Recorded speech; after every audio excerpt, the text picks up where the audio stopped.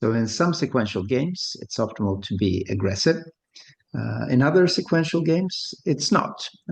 So you don't want to be locked into, you don't want to be taken advantage of by someone who's being aggressive if you can avoid that. You want to avoid being held up in some sense. So in that sense, if people act like that, if there are firms, agents, don't want to be held up, it can have a value of committing not to being aggressive, just like the blushing boy that we had on the thumbnail here. So let's look at a specific case of that to draw the intuition a bit more. So we're thinking of a case where there's a firm, a buyer that should or wants to buy a computer system, say, wants to buy a product. It could be lots of different things, but there are two different versions here. It could buy something generic. Okay, so something that's off the shelf, or there's many suppliers, doesn't lock itself into someone, free to choose. And we can, if we're thinking of the payoffs here, oops. Sorry, I'm thinking of the payoff. We have a buyer here, and there's going to be a seller as well. We'll introduce that in a little bit. But if it chooses a generic version of this computer system, keeping options open in some sense, the seller that we're going to be looking at, so the buyer gets 20, and the seller that we're going to be looking at gets nothing. Okay, so let's look at this seller that we're talking about. So we could make relation-specific investment. So you're contracting with one seller, going to be developing this system, but once you have the system, of course, you're going to be locked into that. You're organizing your whole firm. The buyer is organizing its whole firm around this product. So relation-specific investment. Okay, so say that the buyer chooses this.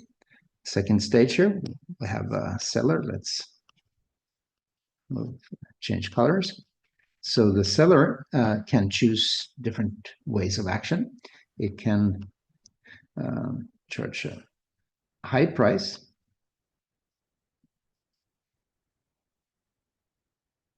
or it can charge a low price. Okay,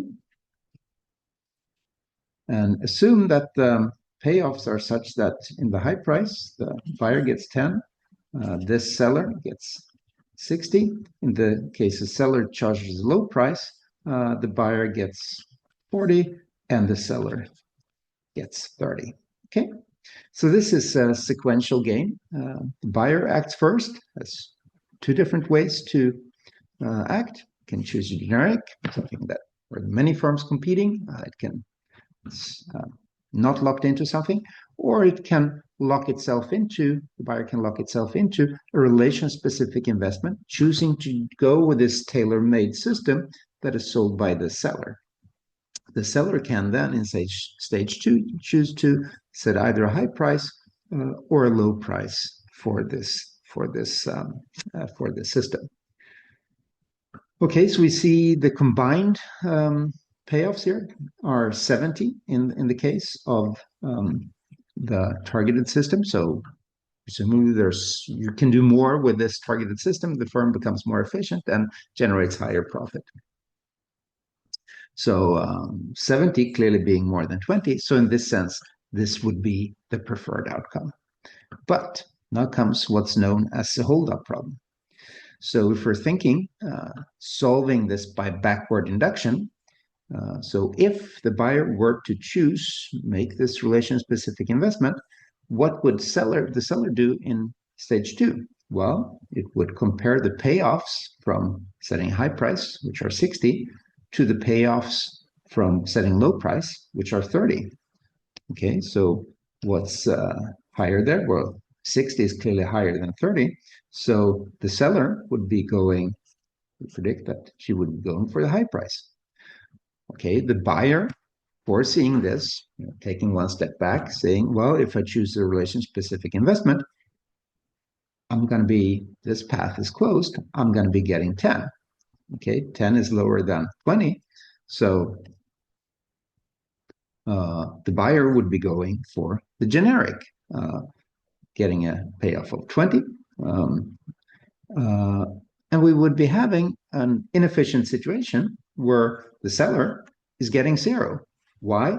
Well, because there's a threat that the seller, or there's a possibility that the seller will take advantage of the buyer if she locks into this relation. And the buyer, foreseeing this, doesn't want to enter into this situation, doesn't want to be taken advantage of. Okay, so clearly, the seller has a problem in the sense that if it can act aggressively, opportunistically after the buyer has made relation-specific investment, the buyer doesn't want to make that relation-specific investment. So here, various ways of committing not to be aggressive can be welfare improving for both the seller and the buyer.